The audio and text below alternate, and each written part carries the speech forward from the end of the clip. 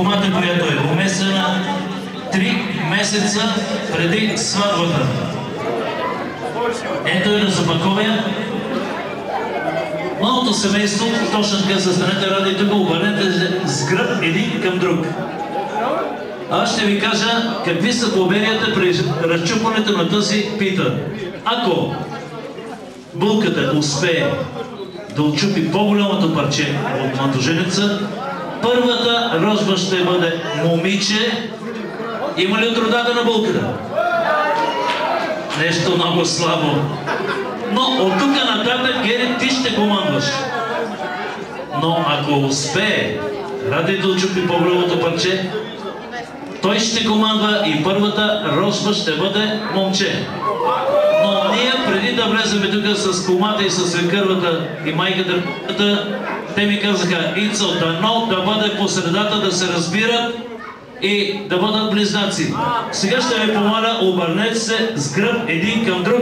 Свекървата, не гледай с нахати и трепериш, успокой се. Да си безпристрастна.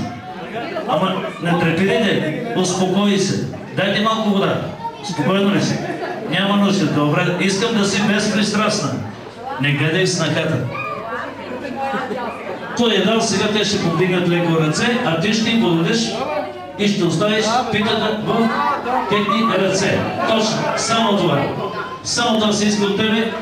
Ти вече не гледаш точно така, не гледай с нахата, страхте от нея. Искаме си безпристрастна. Точно така.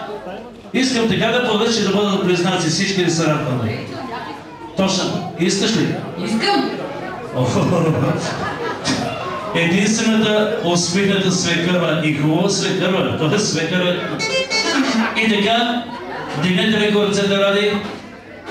Малко мога да пресидиш колените, за да бъдат изравнени силите. Точно така свекървата. Ето сега си безпристрастна. Малко към стъкато отиваш. Заведе се.